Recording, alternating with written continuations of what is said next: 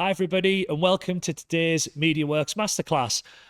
We've got some new technology on the sofa with us this week, so hopefully the audio is coming through nice and clear, which, we're sure we'll get feedback on as we go through the session.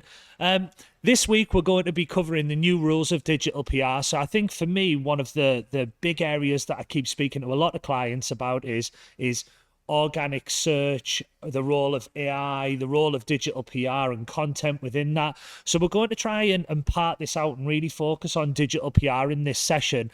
And the focus is going to be on how to win visibility, authority and impact. And we're going to focus on a few do's, a few don'ts, and also some examples of where we've seen success along the way. So my name is David Norris. I'm the host of the MediaWorks Masterclass, and today I've got Owen and Rachel along with me from our digital PR team to talk all things digital PR. So would you like to introduce yourselves? Rachel, I'll come to you first. Yeah, I'm Rachel. I am a digital PR consultant here at MediaWorks. I've been here 5 years and I've worked on a full range of sectors and clients from, beauty to home appliances to insurance, literally. Yeah, love it. And Owen, you yourself? Yeah, so hi everyone, I'm Owen, worked at MediaWorks for 5 years now almost. So I'm a senior digital PR consultant, again, worked across a whole vast variety of industries, automotive, lifestyle, B2B and construction, just to name a few. Very much responsible for getting your brand featured in media and driving those links and mentions that ultimately drive the SERPs and also generate AI visibility for your brand as well. Thanks very much for the introduction. So I think, as I say, this definitely is one of the hot topics that I seem to be asked lots and lots of questions about when we're out meeting clients or prospects, etc., is around sort of that importance of digital PR. So there's been loads of questions about how important it is, how do SERPs engage with that. So do you want to talk us through that, Owen, in terms of the importance of digital PR as we enter 2026? Yeah, absolutely. So really, it's all about earning visibility through those third-party sources. So whether that's media coverage, expert commentary, or data-led stories, and using that to build that long-term authority and give those signals to the search engines, really. You can see a little stat at the bottom there around kind of the #1 position on Google has that amount more of backlinks than positions 2 to 10, which shows that quantity is still a main driver for authority. But as you kind of move over to the right-hand side of the graph there, it shows that it's not just about those links. It's increasingly becoming around those unlinked mentions that are driving particularly the LLMs and AI visibility for brands. So beyond links, it drives those brand mentions, citations, and references across highly authoritative websites. And the other thing that we've noted here is that, it's all about consistency. It's not necessarily just a one-off tactic. It's combining, bigger campaigns with that always-on activity that maintains your presence within these media publications and drives that authority long-term as well. I think, for me, one of the key takeaways I would say is that LLMs are obviously hungry for data, sources, information, and they have to have a ranking factor in the same way that Google, as we've always talked about, this holy grail of the algorithm. Yeah. And it's still very algorithmic, isn't it, in terms of the way that LLMs present the data, in terms of who wins, who gets to the top of that. And obviously Google search itself is driven by the algorithm in those instances. So I think for me, as you say, this is so important as an area how are the LLMs, how is Google making decisions based on which content appears highest? And I think for me, sort of some of the points that you've touched on there in terms of the digital PR angle is a way of that validating approach, isn't it? It's a way of validating that the content is the right content to show, because I keep always going back to is but all these platforms are trying to deliver a really good user experience. And I think what we saw on the rollout of things like AI overviews in, for example, if I go back 12 months or 13 months to Jan 2025, we were seeing like wild results pulling through in the AI overviews. So we were seeing I think, we had a client who was ranked #1 for one keyword and wasn't the AI overview, but then we're placing for another keyword at position 37, and we're ranking for the AI overview as obviously the one. We're seeing less discrepancy in those numbers as we move forward. So we're seeing learning take place, aren't we, in the platform, where we are seeing now sort of the algorithm is learning and the machine learning is taking place. So it's got to obviously factor in sort of where does that learning come from, and how does it rank quality? And definitely for me, digital PR is one of those areas. Yeah, 100%. Again, you see on a slide later on around the sources that AI is referencing the most and the amount of news publications that it's kind of using. So from our side, it's about making sure that those, media publications are a key part of your digital PR strategy to make sure that you're featuring within those titles that then drive you into those AI searches as well. Fantastic. So I think to move us forward then, I think we've been having loads of conversations internally, haven't we, about the role of digital PR, how it's been traditionally viewed versus how we think it needs to be viewed. And we'll cover a lot of that today. But Owen, coming to you on this, sort of, do we want to say how it was traditionally viewed? Yeah, I think previously, a lot of the focus was on link building. That has now very much shifted to brand building. So again, it's very important that everything that we are going out with, we are thinking of brand first, not just where can we get the link from first. That kind of tailors into a couple of these points on this slide here around that. Coverage was traditionally kind of valued mainly for the backlink it delivered, and unlinked mentions used to be overlooked. But now we know that plays such an important part, especially within those LLMs. That's now no longer the case.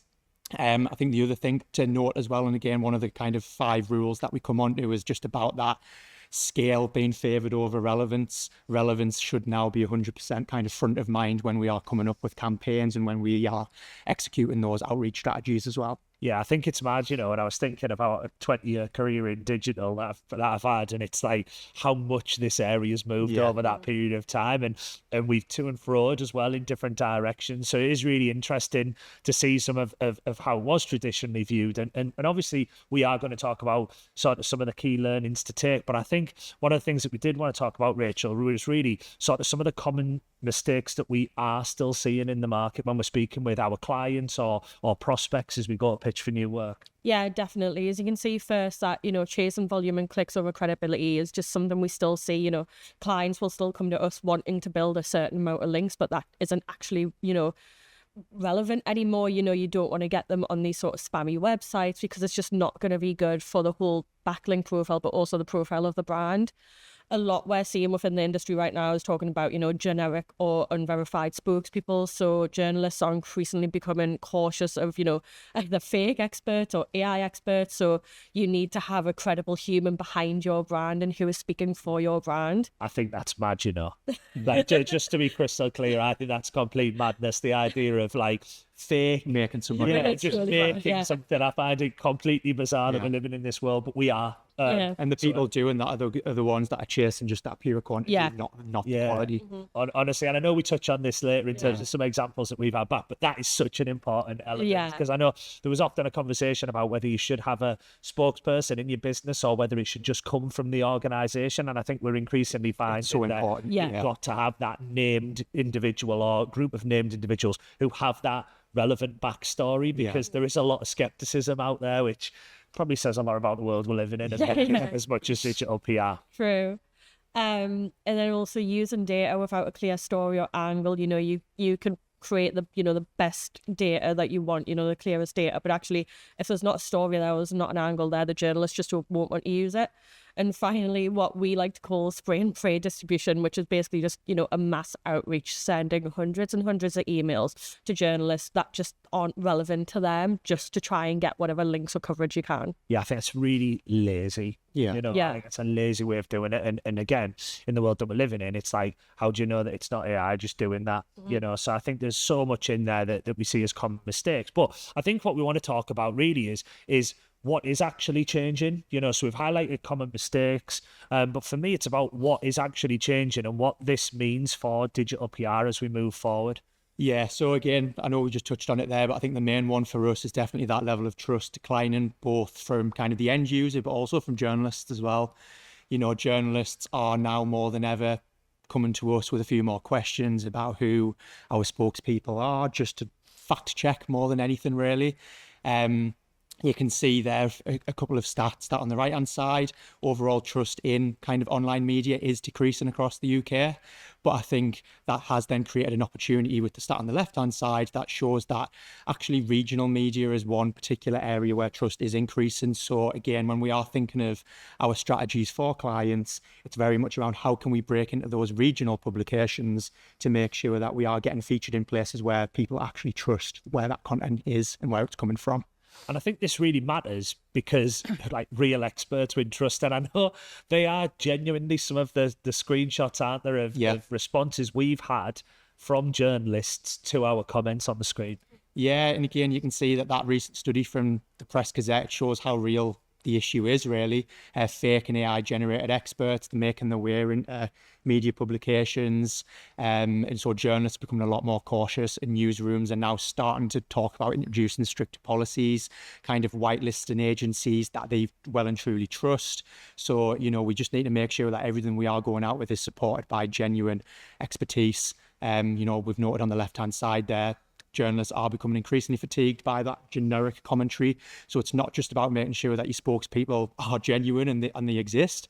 It's about what they are saying is offering genuine value to both media publications and also the people reading those news stories.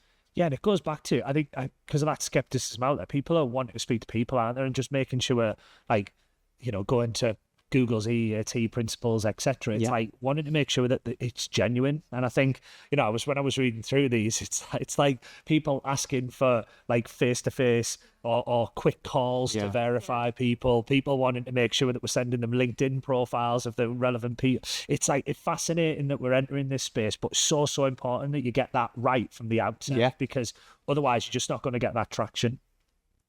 So I guess, like, what journalists now expect from our experts or your experts as an organisation? Yeah, again, we covered it a little bit on the last slide, but there's kind of 4 main areas that we just need to make sure that when, you know, these DPR strategies start and when we're beginning this outreach phase of our campaigns, whether or not that's, you know, data pieces or expert commentary, we're kind of ticking these 4 check boxes. So we need a professional headshot and a short bio of our spokesperson, just to make sure that if we're getting any of these inbound queries, we can respond as quickly as possible with those. Ideally, a visible company profile on your website as well. And like you said, David, an active LinkedIn profile that backs up your experience of working at the brand that we are kind of responsible for here. And importantly, just being available even for just a quick 1-minute call. That's what we have had recently, just journalists wanting to jump on literally a very short, quick call, just to ask a few questions about the content that we are sending out and to make sure that that expert is happy with, you know, what that comment says and that they are obviously a genuine person as well. And I think for me, we always talk about value through the masterclass. And I think for me, it's almost like take a screenshot of that, make sure when we send out the slides that you do think about that, because I think that almost does provide quite a nice little checklist for people to take away and consider. I think then on to point number 2, standing out is definitely getting harder. Yeah, definitely. As you can see, like just in the past year, over 3,000 media roles have been made redundant across the UK and US. And our jobs now are almost trying to make journalists' lives even easier. So they want to use our content. You know, they're under so much pressure. There's so, you know, there's more on their plate than ever. That obviously we've just spoke about, you know, the experts being there, but making sure that our stories are just, you know, original, provide insight that they actually want to use, and make them almost just harder to ignore for these journalists. Yeah. And then I guess, again, to think about sort of what we do about that, Rachel. So in practical terms, I think we've got a couple of examples of things that people should be doing. Yeah, another sort of nice little checklist, like we just said, you know, original insight is what stands out, you know, stories that journalists can't recreate themselves. So, you know, original data from a brand, FOI findings, first-hand experience, or special analysis that they just can't replicate themselves. Expert commentary, like we've said, but with substance behind it. You want, you know, that real world experience. You want it to come, you know, if it's medical, you want it from a doctor, you know, a qualified practitioner, something that obviously, you know, the journalists can't really, you know, source easily themselves, and you're giving them this insight that's going to be useful for them. And then impact that travels further, you know, stories that are likely to be reused, referenced, and cited across not just media, but search and AI and those LLM models, like we said. Okay. And then I think we're on to 3 in the sense that, and it's sort of linked to the last point in a sense of like, how do you get cut through? And I think the big thing is around here we're highlighting is like that inbox saturation. Like, journalists, publishers are receiving more and more information. So like ideas around how do you actually achieve that cut through in a world where there is a lot of information, a lot of noise ultimately. Yeah, definitely. And obviously, like you said, it links to the last point of, there was becoming less and less journalists, rules are changing, there's more on their plates. And if you're sending out, like we'd mentioned at the start, that spray and pray distribution, like hundreds of emails a week that isn't relevant to them, they're not going to want to answer your emails. After 3 months, you could have the best story, but if you've been, bombarding them with emails, they're just not going to open them anymore. And I think that's why it's quite interesting that stat on the side about over half of journalists say that they seldom or never respond to PR pitches because, it's so hard for them to get the time to even, read the emails that get in their inbox. So, this is why you need to be, you need to have those original stories. Like we said, you need to have that expertise and that insight that they just can't replicate themselves, and that stands out within that inbox. So with that in mind, again, sort of relevance definitely beats reach. Yeah. And again, I think allows digital PR professionals to really put the time, energy and effort into the right opportunities rather than just going mass market and hoping something sticks. Yeah, definitely. And, moving away from, those endless, amounts of links that we said, and fewer, more meaningful placements, actually carry more weight, coverage in the right publications, have more authority, and widespread exposure in irrelevant titles just isn't going to work anymore.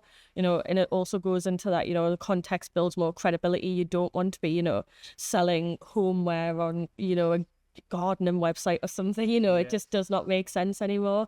And with less noise, you're going to have more impact. You're going to cut through this mass pitching, and journalists are going to increasingly remember your name and actually want to come back to your emails because they remember that you're giving them something valuable. Yeah, that you're giving them something that they actually can drive forward into their organisation that's actually going to make a tangible impact. I think is absolutely enormous.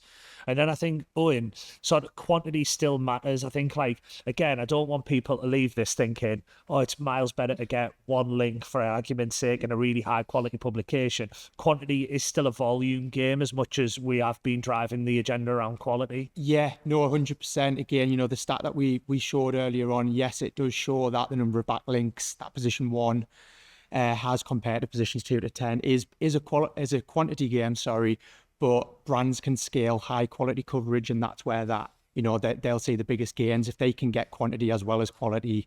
That's where the magic happens, really. We've put on there that studies have consistently showed that a link from a trusted, authoritative and topically relevant website carries a lot more weight than a link from a low quality source, which I think goes back to the kind of common mistakes we still see that you covered before, Rachel, in terms of, yes, people are still just going after those low quality ones to bump numbers up, whereas actually it's quality with quantity backed behind that as well. Okay, so again, as something to take forward, I think on this slide, we're talking about sort of some ideas around sort of the mindset that you need to have in this space. Yeah, definitely. It's definitely an authority-led PR game. It's not necessarily a volume-led PR game anymore. Previously it was about those many links, getting them from broad generic publications and websites, your smaller blogs, places like this. They were ultimately given kind of short-term spikes and limiting the authority signal. Now it's about less links, but more relevant and trusted publishers that are giving you a lot more of a kind of long-term visibility and strengthening that authority signal a lot more long-term. Yeah, I mean, I was thinking, I've been in media work 6 years, right? And I was thinking, like, it's amazing to see over that time where we've moved from definitely talking about volume. Yeah. We used to talk about links targets, and we like very, very clearly within the organisation and with clients. And now I do think there has been that switch to a more sort of coverage-based approach where we are seeing sort of linked content, but also unlinked content and the role that all of that plays. And in reality, it's because of the learning that has taken place in the algorithms and the recognition that coverage really also makes a massive impact rather than just links. So I think there's a real balance there, isn't there? Yeah, and I think, look, it depends on what your objective is. Realistically, I think if you are approaching this from more of like a brand building exercise, you do want to be as far and wide as possible, so quantity does matter, and the links might not necessarily matter as much. If the ultimate goal is to improve kind of SEO and generate visibility within those AI results, it's kind of quality as well as that quantity as well. So you've teamed me up perfectly for our next point here, Owen, around sort of earned media does shape AI visibility. I think this is one of the things for me that, as I say, every single day I'm out with a client or speak with a client, they're asking me about what's going on with AI, what's changing, what's happening in the SERPs, etc., and how this is influencing in their digital marketing activity. So again, we know that this is an area that is massively influencing AI and machine learning and LLMs. Yeah, definitely. Look, the stat on the left-hand side there shows that 82% of links cited in those kind of AI models come from earned media. So that's third-party coverage, analysis, commentary about brands. So it does show that it's not just learning from, brand websites alone, but it's pulling from earned coverage, meaning that where you're featured actually directly influences what AI platforms say about your brand.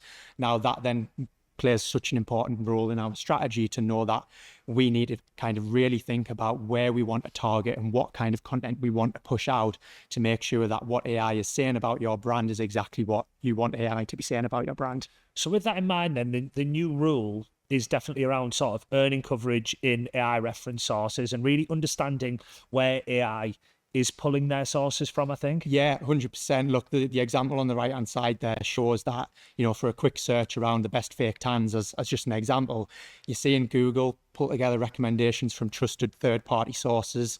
The Guardian, the Sun are summarising those into one answer. So we know that if, a tanning business were to come to us and say, right, we want to feature in these kind of AI overviews, in these AI models, but also, rank highly in the SERPs as well, we know that publications like the Guardian and the Sun need to be kind of top of our list in terms of publications that we want to feature in. That can be from a whole range of different stories. It can be informational led content that we'll get onto shortly. It can be kind of data sources, but you can see here that these are kind of more product led review content from journalists as well. So particularly for consumer brands, it's about sharing your products with journalists and getting them reviewed to make sure that they're kind of being featured within their write-up stories. And hopefully that then means that you are, seen as a good enough brand, not just for the journalist, but for the AI searchers to be featured amongst, competition as well. I think having that really deep understanding about what is working and what is being successful in the areas that you want to be successful is really, really useful. And I always think with SEO, especially when you look at those examples that you've given where you can actually see the sources that they're pulling from that is allowing them to rank. Yeah. I think such a really unique bit of insight that's probably quite overlooked by a lot of people in this space. And I think it does almost give you target media lists, etc., that you can move forward with. I think, look, I wanted at this point to just bring in sort of, we always talk about as part of the masterclasses, we've given people little tips and tricks as we've gone through, little checklists that you can take away and utilize. But I think one of the things that we always look for is a free giveaway. Yeah. Something that if anybody wants to really deep dive into what this means specifically for your organization, you want to get the insights from our teams, our authoritative spokespeople on this topic, including yourselves. I think for me, it's so important that if anybody's interested, we have put the link in the chat. Please do click on the link, register your interest, and we can arrange to have one of our team do a full digital PR audit to look at really what's working, what's going in across your sector, what's your current profile in terms of links activities, and where the opportunities are based on best practice that we have seen. So again, anybody interested, then please do sign up. It's obviously no obligation, but it's just an opportunity to speak to our experts on this. So I say please do register your interest if you're interested. So I guess then we'll just wanted to spend the sort of final 5 or 6 minutes really talking about, so what has this actually looked like in practice? Because I think we've delivered, I say, lots of checklists, etc. But I think sometimes for me, people really want to see, so what has worked and where have we seen the traction? So I guess when I think about that, sort of, Rachel, we talk about credible expert insight that has gained coverage and how we've used that, where we've used that. Yeah, so obviously everything we've just said about, using real people, using real experts, but then also how that informational content works. These are some of our own examples from, say, the last 6 months, really, getting featured in the Mail, Insight DIY, House Beautiful and Express. And it just shows how that real verifiable expert commentary actually does work when it's given advice-led content that not only works for the publication, for the journalist, but actually gives the user and the reader really information that they want to use that is going to be useful. So you can see we've talked about, heating mistakes, obviously at this time of year when it's so cold, works really well. Laundry expert, I know we've all been there where we've made mistakes, we've shrunk things, we put stuff in the washing machine that shouldn't have been there. It's those things that you think, it's what we speak about, really. I think that's where a lot of our ideas come from for this real world expertise, is actually things that happen in our own lives that, we go to our experts and be like, should we be doing this? And then, we'll come up with a story like that. It's what people are searching for as well at the end of the day, and that's why the publishers like this so much, because ultimately they have an end game. If they want to rank, they want clicks through to their website. So if they are seen as publishing this type of content, we need to play into their hands and offer some stuff that doesn't necessarily look groundbreaking, to be honest. It is just those how-tos and that informational stuff, but we know it works so well. And as you can see, it works across a whole different variety of kind of industries and therefore publications as well. And as you say, we're hungry for this type of content as consumers. Like, I find myself reading stuff about this like all the time. It's really fascinating, which then, as I say, leads on to the next bit, which I am an absolute, like, I gobble up the data side of things. Like, I love an impactful statistic that makes me stand out and think about things. And again, we're talking here about data-led stories with real substance. Yeah, and I think, look, this is where we've seen some of the strongest results over the last 12 months. You can see the likes of the BBC, the Independent, really breaking into those kind of tier one national publications with stories that people genuinely care about. And, data can come from a whole variety of sources. It can be using your company internal data. It can be kind of pulling together robust methodologies to create like an index where we kind of rank different factors against one another. But one of the things that's worked so well for us recently has been freedom of information data. Again, asking, public authorities and governing bodies for actual information that can be tied back to your brand. And we can go out with some fairly kind of shocking stats sometimes. That example there around where UK councils are collecting the most from parking permits over the last 5 years. It's a day-to-day problem that, drivers are facing. Same with the AI camera trial detecting 849 traffic offences up in the top right there. We can get that level of data by spending a little bit of time asking those questions to the authorities that hold that information. What that then gives you is, so many different angles that you can use beyond just that first initial burst of outreach across kind of different regionals, across different sectors as well at times as well, and also give you those follow-up hooks that ultimately lead to coverage being extended beyond just day one. And then finally, like I've noted there, we feel as though these stories are built for authority, not just for headlines. Having that strong methodology behind them and the transparency increases the trust, as we've discussed previously, with the journalists who will therefore come back to us in the future and ask for, have we got any data around X, Y, and Z that we might have ready to hand, but also increase the trust with the search engines and the AI models too. Yeah, thanks. And that's so useful. And I guess in summary then, what does all of that really mean for digital PR in 2026? I think there's loads of takeaways from today's session. And I think sort of if we were to summarize them into 3 areas that people should be thinking about or going and looking to do more research into or want to speak to us about, I think for me, these 3 areas really encapsulate that. Yeah, definitely. So just starting off, DPR now builds, long-term credibility through data expertise and coverage that, not only search engines, not only journalists, but also now those LLM systems like we just referenced, I wouldn't want to use and see repeatedly, rather than just those one-off link wins like we spoke about. Closer alignment with SEO, brand and AI visibility. DPR works best when it supports how brands are found, understood and trusted. So, we sit within the SEO team. We have a lot of knowledge around SEO and how what we are doing is impacting them as well.